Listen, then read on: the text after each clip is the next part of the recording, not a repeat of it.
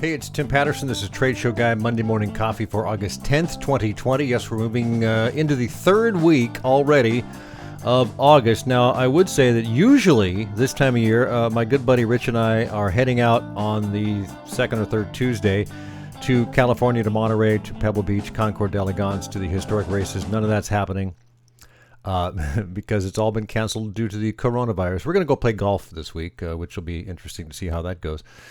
But, you know, I also had a social gathering with more than just like 2 or 3 or 4 people in the last few days. I went up over the weekend on Saturday to visit Brad Kleiner at his, I guess, retreat, if you want to call it that. It's where he lives, but it's like 20 acres outside of Portland.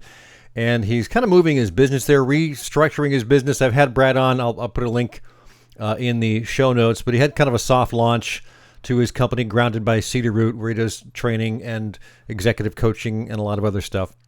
I think I had him on here a couple of months ago to talk about that. Had a little band there, acoustic country rock band, doing a lot of covers, Eagles, America, Crosby, Stills, and Nash. A lot of fun. You know, had a beer, had some brats, and we were wearing masks, doing the social distancing. But I'm going to say, you know, for the 2 or 3 hours I was there was, you know, as many as 25 or 30 people that kind of circulated through, came and went. It was a lot of fun. It was mellow. I didn't shake hands, although I saw a couple of people doing it. You know, I'm doing the elbow bumps and with the mask on, you know, just like this. So that's kind of the way the world is right now. I want to also kind of transition here to the same sort of subject, but in a different arena. 2 or 3 weeks ago, I had Kevin Carty of Classic Exhibits on, and Kevin was kind of previewing along with other things that he was going to the Together Again Expo late July in Orlando, Florida. I think 200 exhibitors or so, maybe 1,500 to 1,800 attendees. An industry event just to kind of show how it would go when people got back together, what kind of, you know, social distancing and protocols were in place. And of course, to get there, they had to fly from Portland across the country to Orlando. And so that also, you know, you got to wear a mask on the plane and that sort of thing.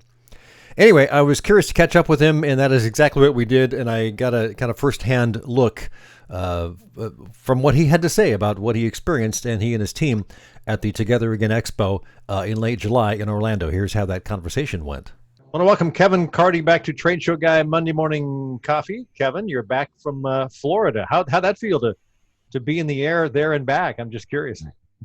It was interesting. It was good. It was exciting. It was kind of a combination, to be perfectly frank. It was a combination of excitement and anxiety all kind of wrapped up. I bet. You know? So you were down there for an expo in late July called Together Again. I believe it's just a one-day event. Is that correct? It was. It was just a one-day event. We had 1 day of setup and then 1 day event. So it was an trade show industry event. Tell me a little bit about it. Sure. Definitely just a trade show and event industry related event geared towards showing the world, so to speak, certainly showing our industry, if nothing else, showing our industry and our customers that a trade show or a live event can happen in a safe fashion. So that was the sort of 30,000 foot goal of the event. Interesting. And when I heard about it and I said, Florida, huh? Florida's like one of the coronavirus hotspots, but obviously you can, with a certain amount of preparation, do that. The NBA's doing the rest of their season in Florida, inside the bubble, as it were, which is another side story, but yes, which is fascinating to watch. But so as far as the show went, how many exhibitors, how many attendees? Total number of exhibitors, I think there was right around 250 exhibitors, and the final numbers will be out soon. It was small, but around 250, I believe, was the final exhibitor count. I think they had 15, 16, 17 virtual exhibitors. If you mix staff with people who walk the floor, I believe their final number was was close to 2,000 people. Right. And then with virtual folks, I believe they said they had about 4,000 people engaged virtually, who they may have just been logging in to watch the general sessions or watch the breakout meetings. And they also did some touring around the show floor as well. So not huge, but certainly significant as far as it went. So in your conversations with attendees and exhibitors, What kind of things came up? What you guys talk about? What was the sense of what you got from everybody? Obviously the a couple of things stand out. I mean, everybody is eager to find ways of being able to get back to our core business, right? Right. And so people were generally excited to be there. Those that were there were genuinely excited to be there. You mentioned Orlando and or Florida being kind of one of the COVID hotspots. Ironically, and it sounds weird, I guess, to say this, but ironically, if you think about it, probably not a better place to do this first, because you're going into a hot spot to show that we can put on an event. But the overall vibe, of course, was very exciting, because people were just excited to be back in a show hall again. And I'm not saying people were excited to get on planes or to stay in hotels. Those all have their challenges still as well. But I think people were just excited to see what the industry was doing. A lot of press was there, which was nice. If you follow on LinkedIn, you'll notice that they've posted a lot of different reports, and both news reports as well as a lot of newspaper outlets that have picked it up and reported very kindly on it. So let's talk a little bit about logistics. I know you probably, obviously, from the time you left home to go to the airport to get on an airplane, there were certain things you had to do. As I understand it, you probably had to wear a mask on the plane, that sort of thing. Okay. Kind of walk me through that and how that went from getting, from Portland to Orlando and back. You bet. So initially, I booked my flight, to be honest, for two reasons on Alaska. One, because Alaska had a direct flight from Portland to Orlando. And then also Alaska has a policy, much like Southwest does, of keeping the middle aisles open, or the middle seats open, sorry. Right. And so that was really my driver there. And then my flight got canceled. So I ended up actually taking a little puddle jumper up to Seattle to catch a direct flight, which was still fine. Kudos to Alaska, not a commercial for them, but Alaska did an amazing job. Once you get to the airport in Portland, and then also again in Seattle, in particular, the Seattle or the Alaska terminal areas, the signage was actually better than some of the other areas. They were really managing space. I saw an attendant actually run out while they were boarding our flight, run out into the middle of PDX to sort of verbally assault someone who was walking without their mask. And oh no, hey, you got to have a mask on. But it was nice. It was nice. A couple other things. When you get on the plane, it's a little bit slower boarding process, right? And then once you're on the plane, I found this fascinating. I don't know if it was particular to our plane or our flight staff, whatever, but if you needed something from the overhead bin, you hit the button, and they actually came and grabbed your bag and set it down next to you, so that you could get it and then put it up. They're really trying to manage the number of people that are in the aisles. A lot of people ask, well, what's the Orlando airport like? And what was Orlando like when you arrived there? I think there's an expectation that there's just people walking around willy-nilly with no masks and having COVID parties in the middle of the street. Certainly was not the case. And ironically, my planning was I did not want to be in restaurants. I didn't want to do any of that sort of stuff. And so I ended up renting a car, kind of weighed the safety of taking Ubers back and forth versus getting a car. So we rented a car. My first stop was a grocery store. I went to the grocery store. It was just like grocery stores here. There was one way in and one way out. Everybody was in masks. You had to have them. I got groceries for the hotel so I could have stuff there so I wouldn't have to be out and about too much. Hotel, one entrance. Most hotels you can go in, you use your room key and get in different ways. One entrance that you could go in, the main entrance, and then you could exit out any of them. Elevators, one group at a time. So if you are just all by yourself, you're going on, you're going up, and then the next people are waiting. If you're with people that are with your party, it's that group that goes in and goes up. I was really impressed with I stayed at a Marriott Town Place Suites across from SeaWorld. They have a sort of a 48-hour policy where no one's going to be able to use the room after you leave, or that no one's been in there for 48 hours and they've done this deep cleaning, and it smelled like they had done a deep cleaning. Wow, okay. Those all actually helped kind of calm the nerves a little bit through the process, whether it was on the airplane or rental car, and the rental car also smelled like bleach when I got into it. Right. So, I mean, people are definitely being mindful and doing their best to try to make people feel safe. What about protocols getting into and out of the location, the Yep. arena? That was great. So we were in the West Hall of Orange County Convention Center. For setup, we actually came through the dock side instead of the front side of the building. So, and at the dock side, they had a table set up there. You had to have your masks on when you're outside, period. But as you're walking up, they had a temperature check station.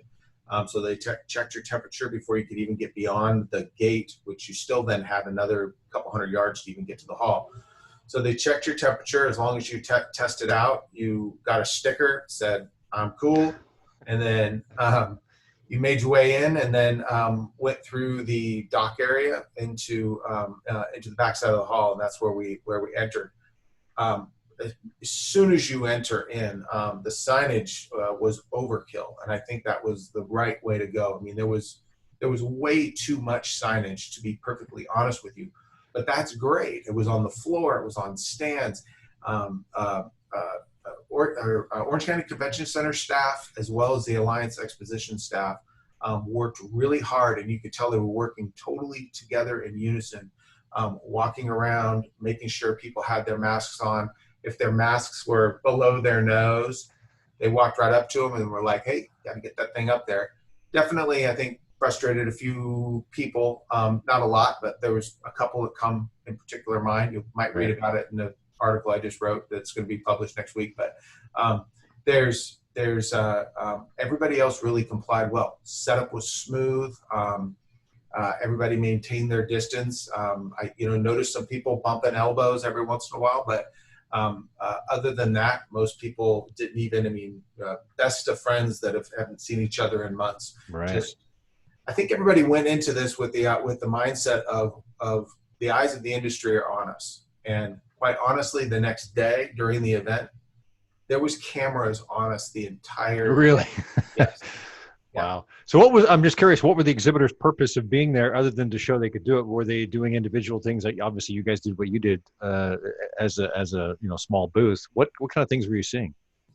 A mixture. I think some people were just there, right? Just to be there and to be a part of the event. But in large part, everybody had a little something that they showed off, whether it was, there was some cleaning companies that showed the fogging devices. Because after setup, overnight, in between from when setup broke to when the show opened the next day, the best way to describe it is, you put a fogger off in your house to kill bugs. They fog the hall, but they're done, aisle by aisle, and they go down. And that was great. When we got there the next morning, there were signs on the exhibits indicating that it had been cleaned, and you could tell there was a little bit of film on the counter surfaces, but people were showing different types of guards, different safety things that they have created. Some people were showing just their traditional product lines. But for the most part, I would say probably 3/4 of people were showing something tied to how their business had pivoted, whether it was safety related or not, something to how their business had pivoted. Interesting.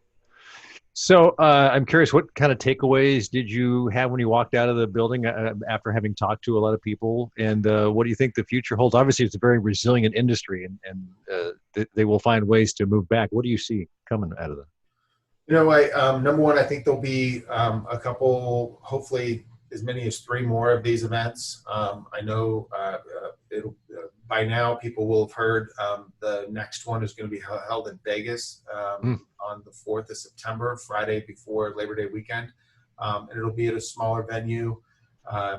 Again, all protocols in place. So I think people are looking forward, to forwarding this initiative of showing how we can put on safe events.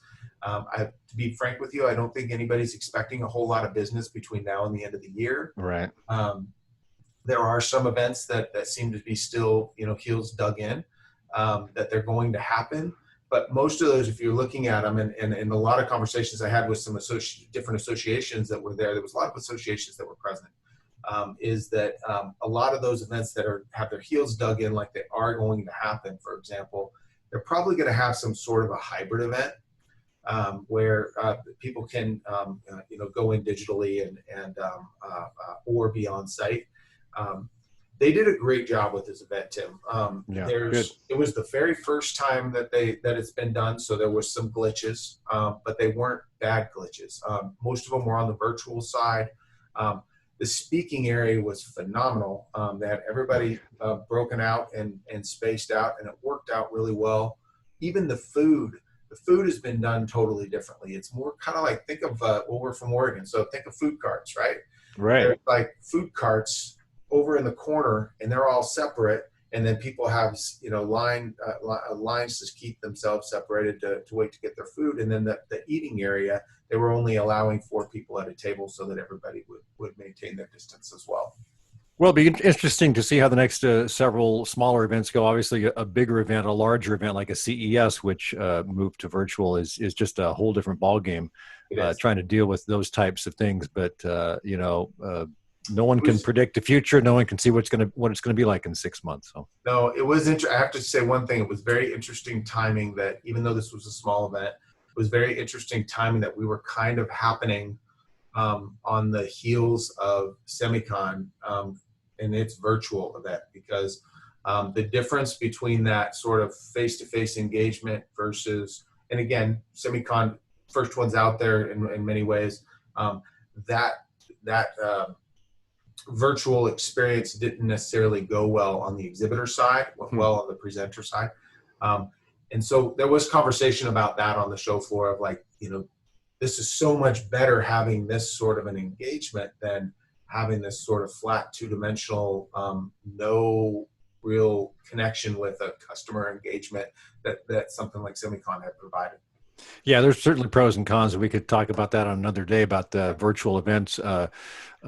But you're right, it's a challenge and it's not the same as face-to-face. So, no. Yeah, Kevin, I appreciate you spending time and sharing your experiences about the Together Again Expo last month in Orlando. Great to hear your perspective. Thank you.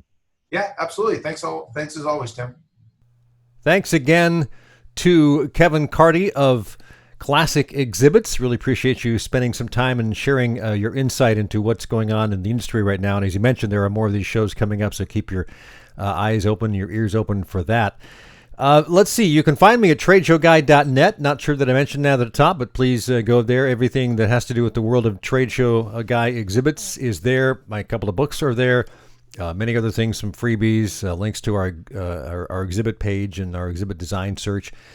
I'm going to close with this week's one good thing. I've been watching the Trailblazers, back in action along with, I think, 20 teams in the National Basketball Association in the bubble in Orlando. Speaking of Orlando, so far, so good. I was skeptical that they were going to be able to pull it off. I know Major League Baseball's got some challenging issues around the whole containing the coronavirus. They're not really containing it very well. But the NBA seems to be doing it quite well. And I've watched 5 Blazer games and peeked at a couple others, and go Blazers. Been rooting for them since they started 50 years ago. So I'm hoping that they can make the playoffs, and then who knows what'll happen, because they've got a different team now than they had just 4 or 5 months ago when the season had the plug abruptly pulled on it. As of this recording, they've got just a couple of games left, and it's dicey about whether they'll make the playoffs or not. But nonetheless, the NBA is back, so let's call that this week's one good thing. Have yourself a great week, and we'll do it again next time around. Trade Show Guy, Monday Morning Coffee. I'm Tim Patterson. Thanks for watching. Thanks for listening.